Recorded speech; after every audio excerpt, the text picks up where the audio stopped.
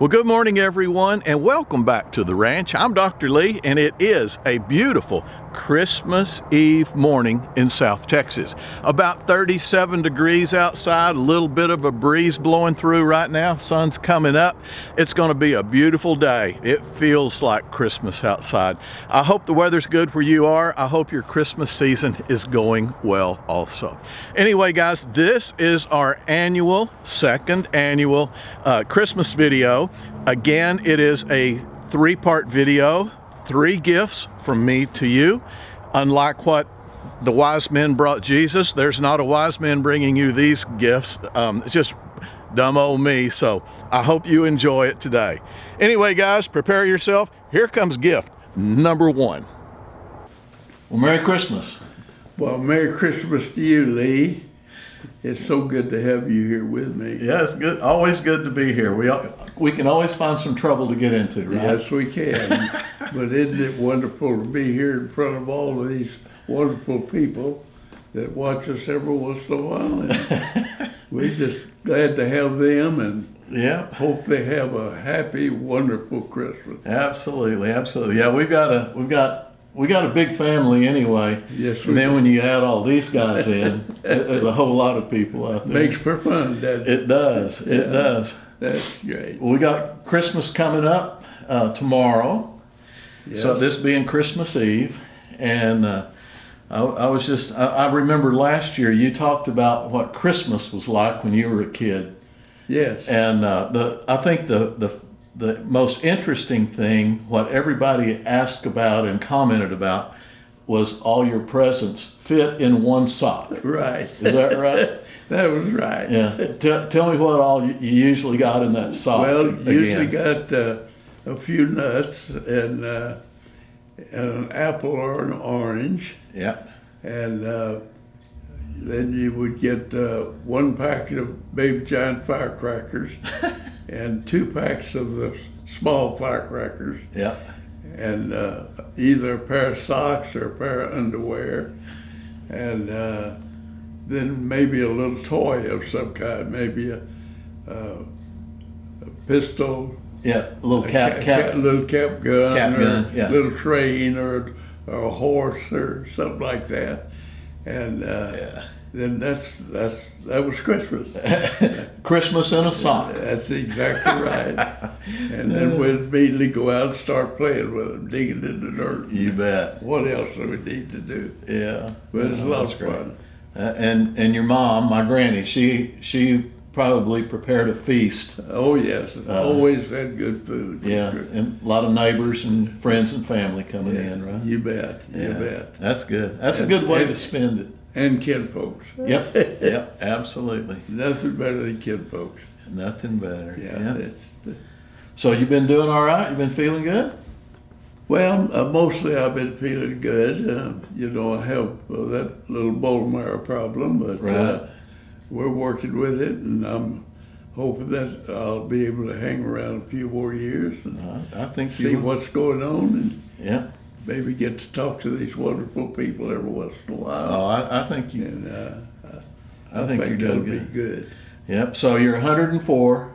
I'm 104. Headed for 105, and my motto for 105 is strive for 5. Strive for 5. So that's what we're headed for now. All right. And the year after that, do you think it'll be sex for 6? Not with me. Oh, man. That's wishing. That's wishing. Oh, man. No, it won't be that. But like you said the other day, stand in line for 9. That's right. Stand in line for 9. That wouldn't be too bad either. It's a good line. It's good. You'll do fine. That's right. Yeah. And it's going to be great to see all the grandkids together and everything this year. Yeah. Tomorrow they're going to tear up our house for sure. Yes, indeed. And you'll be there with us. That's right. Right in the thick of it. Well, all righty, Floyd. Well, any parting words you want to say to all of our friends out there? I just want to wish each one of you a Merry Christmas, a good, healthy, happy, long life, and may God bless each one of you. All right. It's good to see you. Merry Christmas. Merry Christmas to everyone. Good old Uncle Floyd. Good old lovable Uncle Floyd. He is such a dear. We just love him to pieces. Anyway, guys, I hope you enjoyed catching up with Uncle Floyd today. And here comes gift number 2. It was a cold, cold Christmas Eve night, and the old retired state trooper kicked back in his easy chair, propped his feet upon the hearth, and warmed his toes as he waited for his children, all now grown with families of their own, to come home on Christmas Eve and spend the Christmas holiday with him and his wife. As he stared into the flames, waiting for his kids to arrive, his memory drifted back to Christmas Eves in the past. He remembered the good times, the fun times with his kids and friends and family, and he also remembered a lot of trying times as a state trooper out on the highways of our country. He remembered one instant where he picked up a man in the middle of nowhere, out on the lost highway in a drenching, freezing rainstorm. The man had no money whatsoever, and he was pretty much lost. The trooper picked him up, took him to a restaurant, bought him a meal, and gave him enough money to get on a bus to get on down the highway, and went back to work.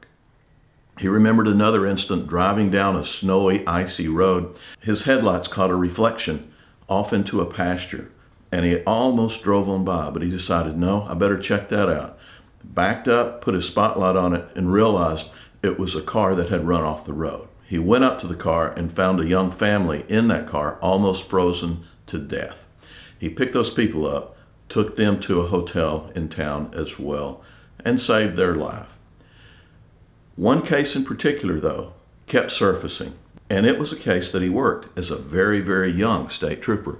He was called to the scene of a one-car rollover on the edge of town, and going out there, he realized that there were no other cars involved, just this one car, and the driver of that car not only had been drinking, but was now dead. Back in those days, the state trooper was in charge of the scene. He controlled everything from the medical examiner to the cleanup crews, to the wreckers, everything. It was all his responsibility, as was notifying the next of kin. So he got this lady's driver's license. He saw that she was in her mid-30s, and he saw her last name, McQueen, and he also got her address so that he could go tell her loved ones that she had been killed on Christmas Eve night in an automobile accident. Not a good job to have. So the trooper headed toward the address, and it was outside of town, and he knew, just because he was familiar with the area, that this was not a good part of town. And he went out to this area, and there was an old dilapidated mobile home that looked like it should be abandoned. The yards were all overgrown with weeds and brush and trash, and it was just a very disparaging sight. So the young trooper went up to the door of this mobile home and knocked on the door, and there were no lights on, and didn't appear to be anybody home, and nobody was answering the door. And he continued to knock on the door just to be sure, and then he heard something inside. So he continued to knock even louder, and finally, a little girl, about 4 to 5 years of age, opened the door. So as the little girl opened the door, he said, "Honey, is your daddy here?" And the little girl said, "No, my daddy ran away." And he said, "How about your mom?" And she said, "My mom had to leave, and she told me to go get in bed and stay in bed, and Santa Claus would bring me a doll tomorrow morning." So after a few more questions, the young trooper realized that the lady that was killed in the accident was indeed this little girl's mom. So he said, "Are there any other adults here, or any kinfolk that live nearby?" And she said, "No, we are here by ourselves." And his heart just broke, and he explained to her as best he could what had happened, and he just could not bear to take her back to the sheriff's office. So this lawman, this young lawman, who had sworn to uphold the law and do his duty regardless of the situation, broke the law big time. He collected up this little girl, and he took her back to his home, and his wife cleaned her up, got her tucked in bed, and the next morning, on Christmas morning, she did get her baby doll.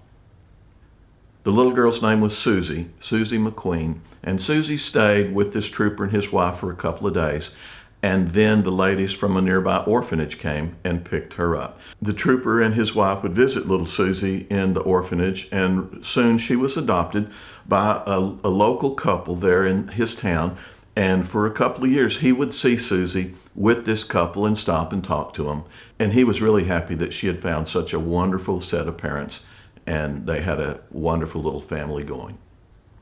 But soon thereafter, this family left with Susie in tow and left town, and he never saw them again. But that was one of those stories that made him feel good, a terrible, terrible, sad story that had a happy ending. And as our old trooper was still sitting in front of the fire warming his toes, he was awakened from his memories by the sound of a car pulling up in the driveway.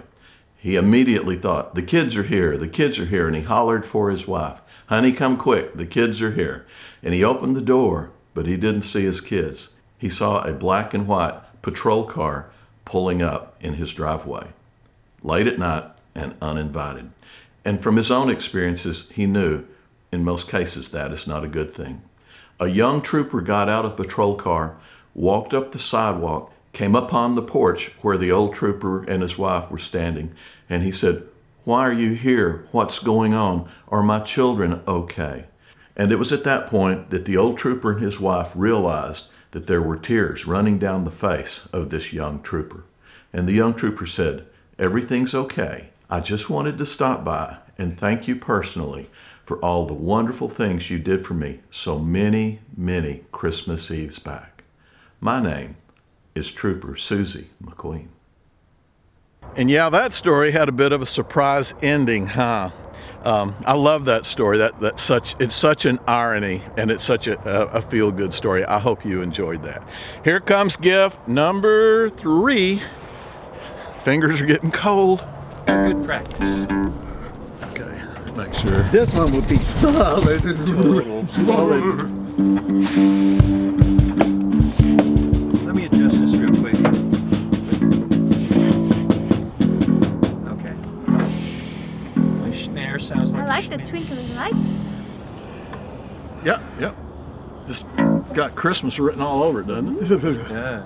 Or Pink Floyd. It is kind colors. of Pink Floydish, isn't it? It is kind of Pink Floydish. Dark side of the Carriker They Hill. can't Yeah. see what we're talking about. Bells will be ringing the sad, sad news. Oh, what a Christmas to have blues. My baby's gone. I have no friends to wish me greetings. Once again, choirs will be singing Silent Night. What a Christmas by candlelight.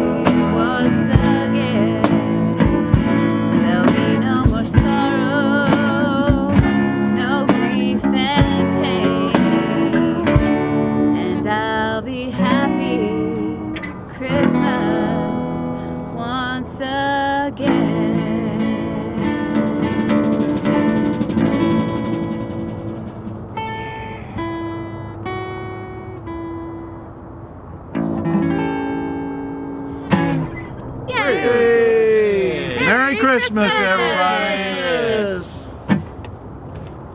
That was the best one. It was. Not for me.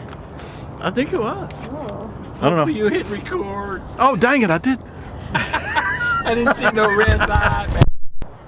Well, folks, I hope you enjoyed that little Christmas musical interlude. Those three people that I play with in that band are three of the most gifted musicians I have ever played with in my life. But more importantly, they are three of the best friends I have ever had in my life. Corey made the comment the other day that she knew that any of the three of us, she could call on us and we would be there regardless of where, when, or what's going on. And that is so true. And that's what friends are. That's what friends are all about. And I hope and pray that you have friends as dear as these three friends are to me. Well, guys, that's about it from out here on the ranch. Old Luther and I have one more bag of corn to go distribute this morning to give the deer their Christmas present. I hope your Christmas tomorrow is inundated with food, friends, and family. And I look forward to seeing you after Christmas. Until then, you guys take care, have lots of fun, be safe. Always remember I love you, and Merry Christmas.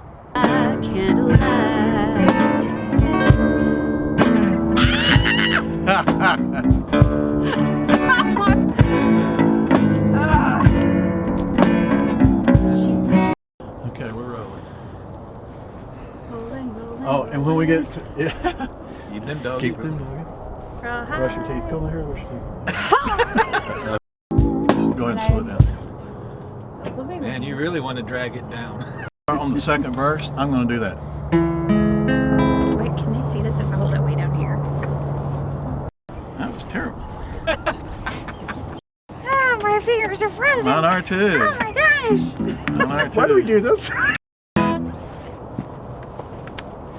Take 25. Oh, I can't do it when I'm laughing.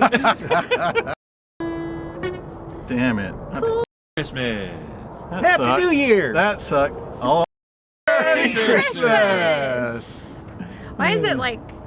It's switching on, it's focusing on different people's faces. It's face Trying to figure out facial who- recognition. Okay. Sending it Coming to in. space.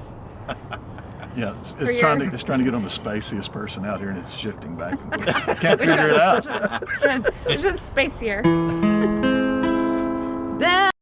Thanks for hanging with us this year, Merry guys, Christmas. and Merry Christmas. Y'all did it again. Okay, all right. They did this last year. Thanks for hanging with us this year, everybody, and Merry Christmas. All right. Got your back, Lee. That's all you get for a quarter. Yeah, you do.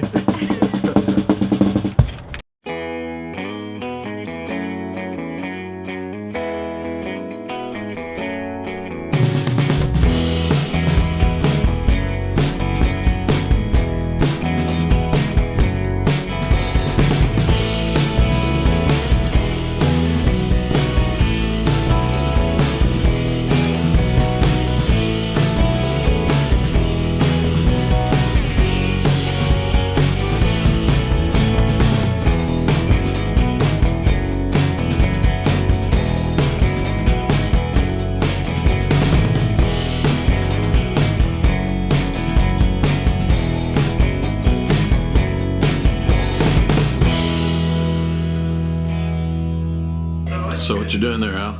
Neutering a dog, Dad. All right. Who's gonna learn you? That's a mistake.